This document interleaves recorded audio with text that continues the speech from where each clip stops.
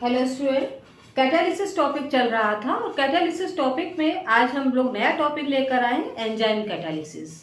ठीक है, तो वो हेडिंग लगाते हैं enzyme catalysis.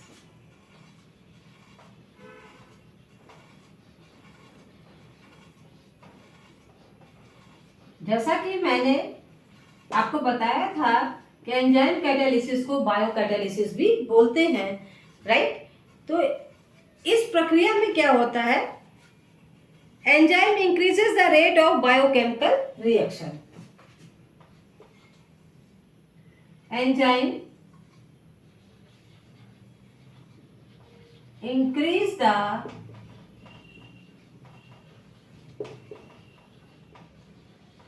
rate of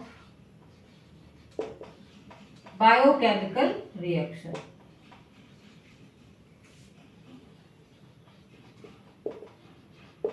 Enzyme increase the rate of biochemical reaction without being consumed in the reaction.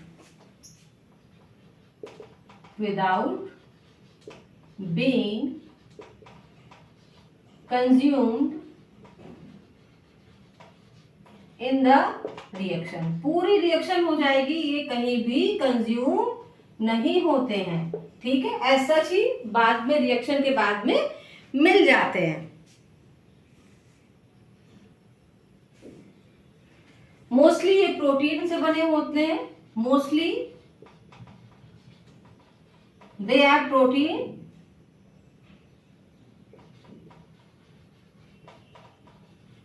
ये प्रोटीन से बने होते हैं, पहला पॉइंट। और दूसरा, highly specific in their reaction. Highly specific in their reaction. किसी भी रिएक्शन के लिए बहुत ही स्पेसिफिक होते हैं। जिसमें काम करना होगा उसी में कैटालिस्ट की तरह काम करेंगे, किसी दूसरी रिएक्शन में कैटालिस्ट की तरह काम नहीं करेंगे। ठीक है, जैसे मेडिसिन आपकी बहुत स्पेसिफिक होती है ना, हर मर्ज की अलग अलग दवा होती है, वैसे ही कैटालिस्ट भी जो है हर एक रिएक्शन के लिए अलग अलग होता है, हाईली स्पेसिफिक होते हैं। ठीक है, कैरेक्टरिस्टिक्स इनके,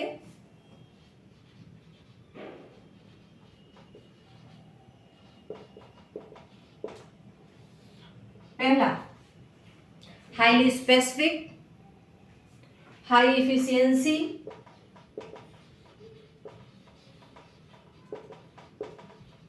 इफिशियंसी बहुत ज्यादा है। हाईली स्पेसिफिक, विशिष्ट होते हैं, हर एक के लिए अलग होता है। Work in mild condition, mild temperature पे ही काम करेंगे, मतलब ऑप्टिमम टेम्परेचर पे ही ये काम करते हैं, रूम टेम्परेचर पर या बॉडी टेम्परेचर पे। ये बॉडी के अंदर काम कर रहे थे बॉडी टेम्परेचर पर। और पीएच मतलब बॉडी के अंदर है तो बॉडी टेम्परेचर पर काम करेंगे, और पीएच इनकी लगभग न्यूट्रल रहती है, इज इक्वल टू 7। न्यूट्रल रहेगी, लगभग न्यूट्रल रहती है इनकी पीएच। ठीक है, और नंबर 4 है अफेक्टेड बाय इनहिबिटर्स, मतलब पॉइजन्स।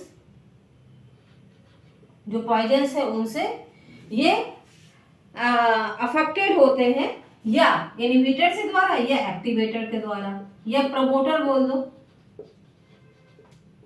इनके द्वारा ये अफेक्टेड होते हैं। तो ये 4 इनकी क्वालिटी है, high efficiency, highly specific, mild condition पे काम करेंगे। कौन कौन सी कंडीशन है, पहली है बॉडी टेम्परेचर पे काम करेंगे या रूम टेम्परेचर पे काम करेंगे, और पीएच इनकी लगभग न्यूट्रल रहेगी, राइट।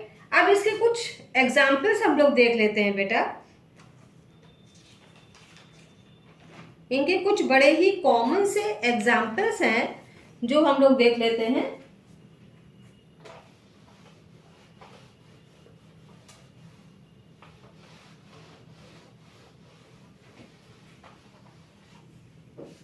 पहला एग्जाम्पल है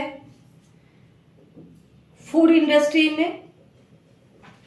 पहला इनका यूज कहां पे है, फूड इंडस्ट्री में इनका यूज होता है।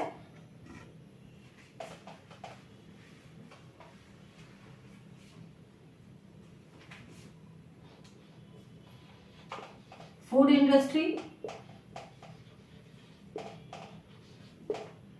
डिटर्जेंट,